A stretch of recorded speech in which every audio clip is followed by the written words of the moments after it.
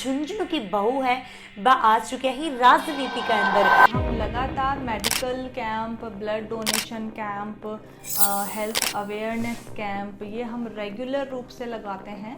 डॉक्टरों राजनीति मानो कया हो था। गाँव में जाके हमने रैलियाँ निकाली कि झुंझुनू को उसका हक, यमुना का जल मिलना ही चाहिए।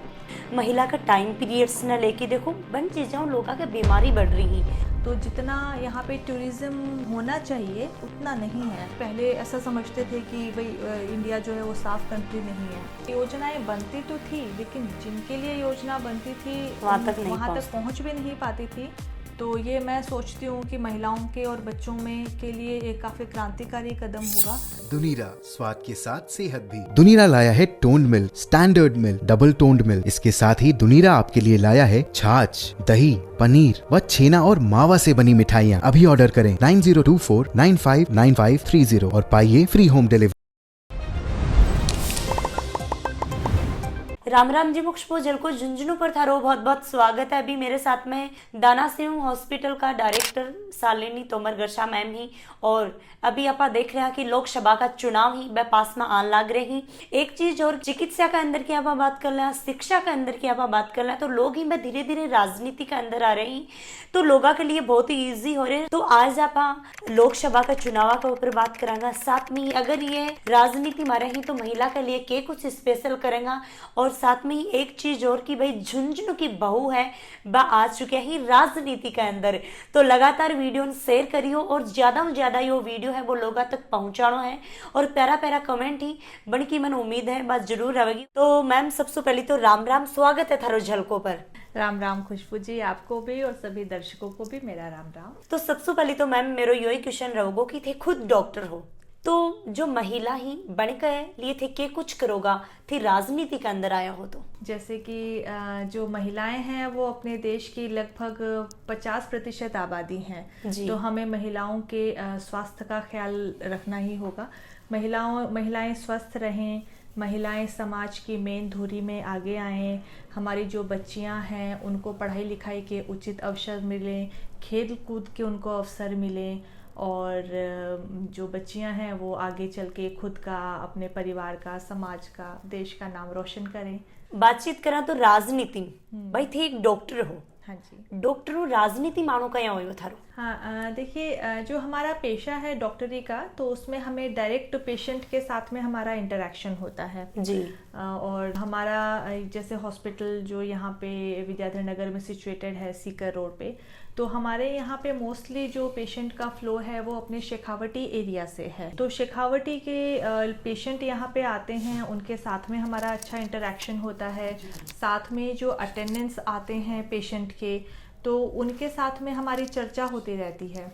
पेशेंट के बारे में भी चर्चा होती है, उसकी बीमारी के स्वास्थ्य के बारे में चर्चा होती है। साथ ही साथ फिर अपने स्थानीय लोगों से जुड़े हुए मुद्दे, अपने शेखावटी के मुद्दे, उन सब चीज़ों के बारे में चर्चा होती है।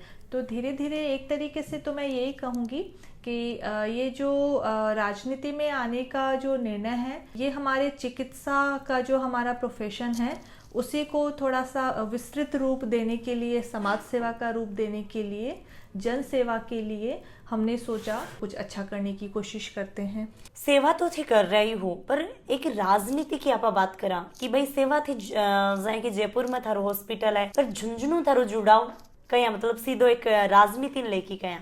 देखो झुंझुनू मेरा ससुराल है, डॉक्टर साहब की मातृभूमि है सिंघाना बिल्कुल।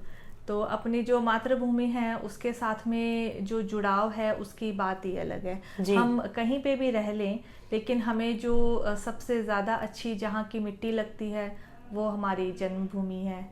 और कहा भी गया है जन्ने जन्मभूमिश्च स्वर्गादपि गरीयसे, मतलब मेरी जो माँ है और मेरी जो जन्मभूमि है उसके आगे स्वर्ग भी कुछ नहीं है। बिल्कुल सही बात है। तो झुंझुनू के साथ में जो हमारा लगाव है वो एक अलग तरह का ही है। हमारी इच्छा है कि हम कुछ मतलब अच्छा करें। और आप बातचीत करना तो भाई थे खुद डॉक्टर हो, अगर झुंझुनू की लोकसभा की टिकट थान मिला है और लोग थान प्यार दी ही, और भी कमान थे जब जीत की आओ हो, तो डॉक्टर स्वास्थ्य के लिए थे कि कुछ करोगा।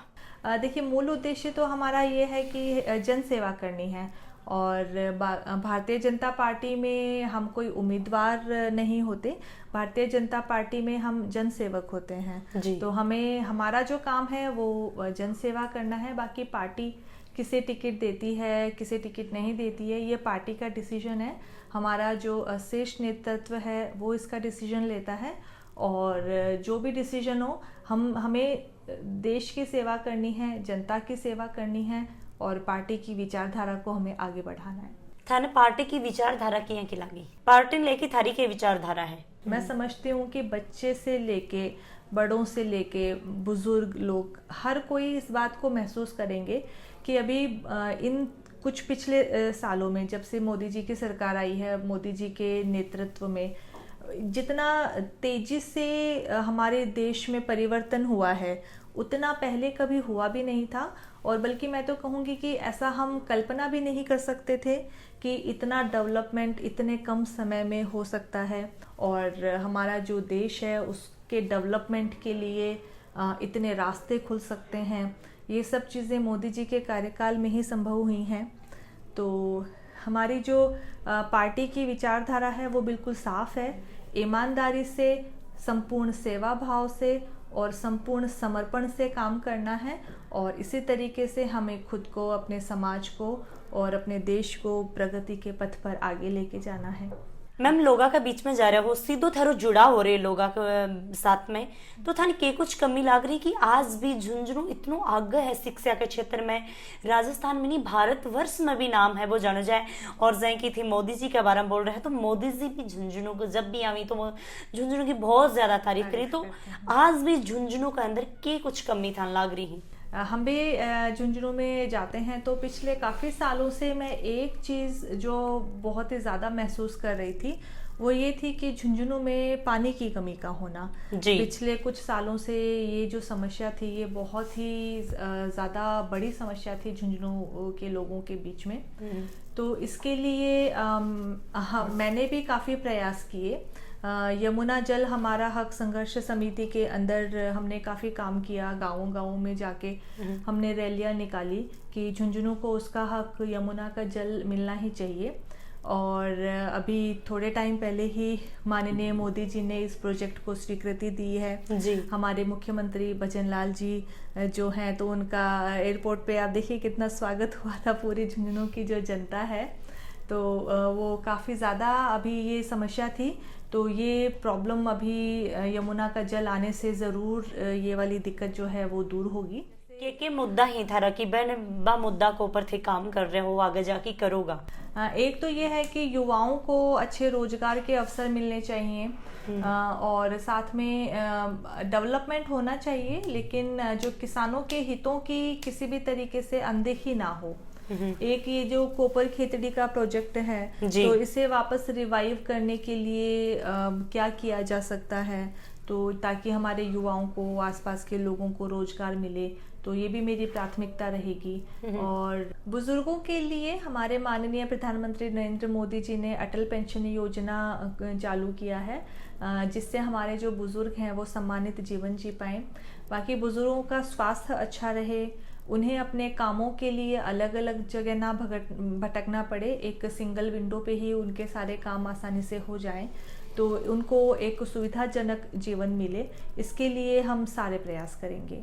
रोजगार की आप बात करा जो यूथ है बन के लिए पढ़ाई का स्तर तो झुंझुनू में काफ़ी अच्छा है, तो उसी तरीके से जो हमारे युवा हैं उनके लिए भी मोदी जी ने काफ़ी सारी योजनाएं लेकर आए हैं, जैसे कि स्टार्टअप योजना है। तो खुशबू जी अभी आप देखोगे कि मतलब स्टार्टअप योजना में युवाओं ने जितना काम किया है अभी मोदी जी के कार्यकाल में, तो उससे पहले पिछले 70 वर्षों में इतना स्टार्टअप में युवा नहीं आए थे जितना अभी पिछले 10 सालों में युवा आ रहे हैं स्टार्टअप में। तो ये जो स्टार्टअप योजना है ये भी युवाओं के लिए काफ़ी अच्छी है। विश्वकर्मा योजना है और ये स्किल डेवलपमेंट योजनाएं हैं, तो ये सब योजनाएं काफ़ी चल रही हैं, तो इनका सभी युवा जो हैं वो भरपूर तरीके से लाभ उठाएं, ऐसी हम कोशिश करेंगे, प्रयास करेंगे। काफ़ी सारी चीज़ें होती हैं जो हम एरिया में जाते हैं या हम लोगों से बात करते हैं, उनकी समस्याएं सुनते हैं, तो काफ़ी सारी चीज़ें हमें लगती हैं कि मतलब ये चीज़ अगर इस तरह से हो जाए तो लोगों का जीवन स्तर बहुत अच्छा हो सकता है। लेकिन कई बार क्या होता है कि हम अकेले वो काम नहीं कर सकते। बिल्कुल। इसके लिए जो सरकार होती है, तो सरकार का विजन ऐसा होना चाहिए, सरकार के काम करने का तरीका ऐसा होना चाहिए कि वो एक बड़े लेवल पे वो चेंज ला सकती हैं। इसीलिए हम सरकार बनाते हैं। तो अभी हम देखते हैं तो जब से मोदी जी का कार्यकाल हुआ है, उन्होंने जो भी योजनाएं शुरू की हैं, जैसे कि मैं बात करती हूँ स्वच्छ भारत योजना की, उससे टूरिज्म भी बहुत बढ़ा है। क्योंकि ग्लोबल लेवल पे ये संदेश अब जा रहा है कि पहले ऐसा समझते थे कि भाई इंडिया जो है वो साफ कंट्री नहीं है, लेकिन अभी ग्लोबल लेवल पे भी ऐसा संदेश गया है कि जो भारत है वो बिल्कुल एक साफ़ सुथरा देश है।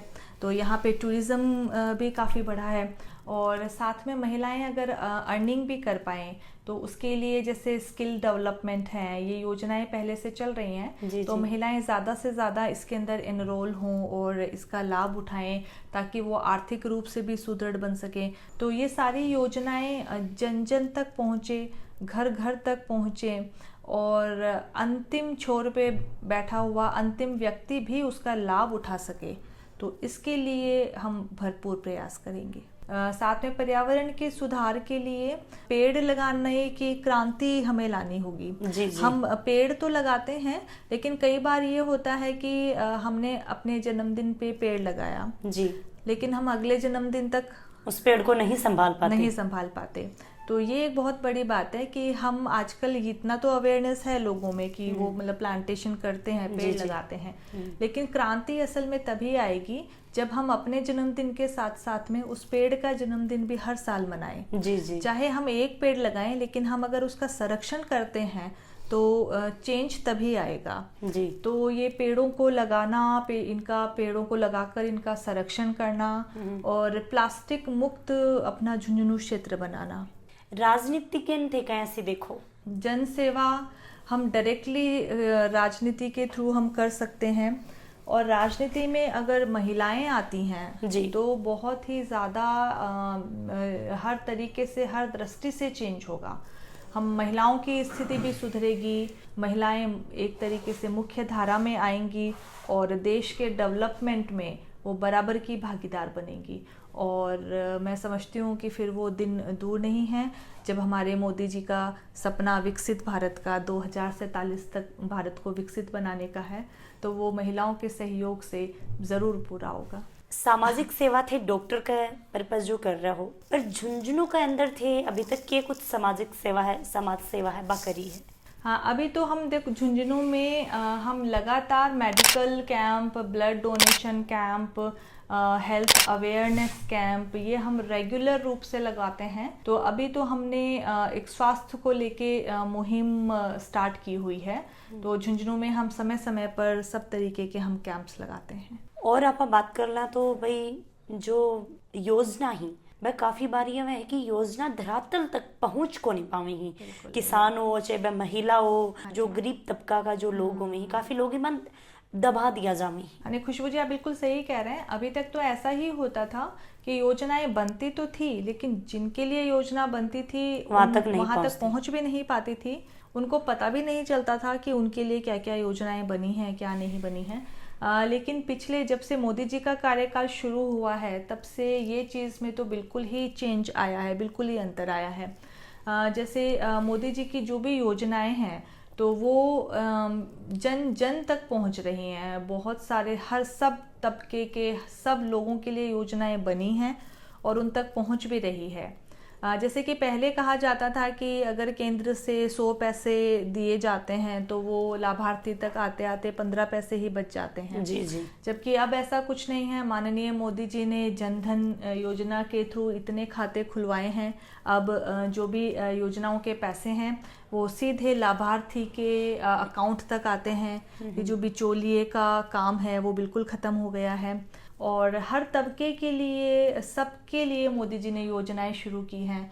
उज्ज्वला योजना है, जन धन योजना है, पीएम विश्वकर्मा योजना है, स्टार्टअप योजना है, किसान सम्मान निधि योजना है, जीवन सुरक्षा योजना है, जीवन ज्योति बीमा योजना है, अभी जो सौर योजना है, तो हमारा यही प्रयास है कि हम लोगों को इन योजनाओं के लिए अवेयर करवाएं और सब उन योजनाओं का लाभ उठाए, जन जन तक ये योजना पहुंचे, यही काम है। मैम झुंझुनू की बात करा तो झुंझुनू के अंदर टूरिज्म की आप बात कर रहे तो बिक ऊपर थे आगे के कुछ करोगा। किसी भी देश का या किसी भी जगह का इकोनॉमी को सुदृढ़ बनाने के लिए जो आजकल टूरिज्म है वो एक बहुत ही इम्पोर्टेंट फैक्टर है।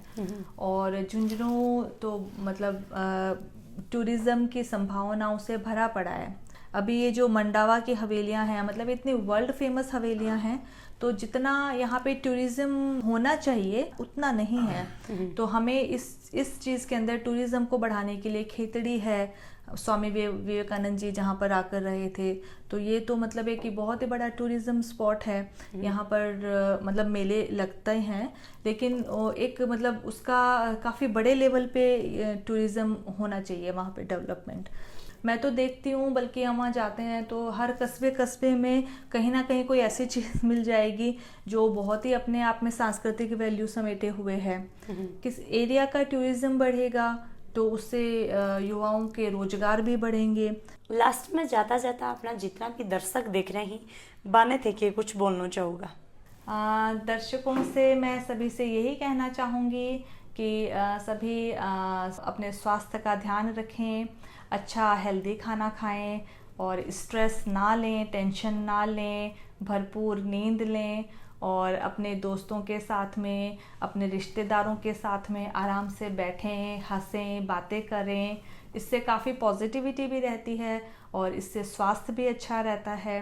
खुद का भी ध्यान रखें, अपने पर्यावरण का भी ध्यान रखें, पेड़ लगाएं, प्लास्टिक का उपयोग ना करें और अपने बच्चों को पढ़ाएं और अपनी बच्चियों को तो और भी ज़्यादा पढ़ाएं। वीडियो शेयर करना हो, साथ में ही प्यारा प्यारा कमेंट ही बस ज़रूर करियो।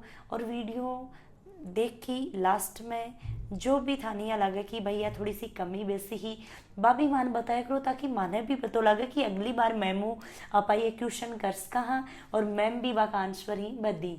वीडियो शेयर कर दियो। राम राम जी, जय हिंद, जय राजस्थान।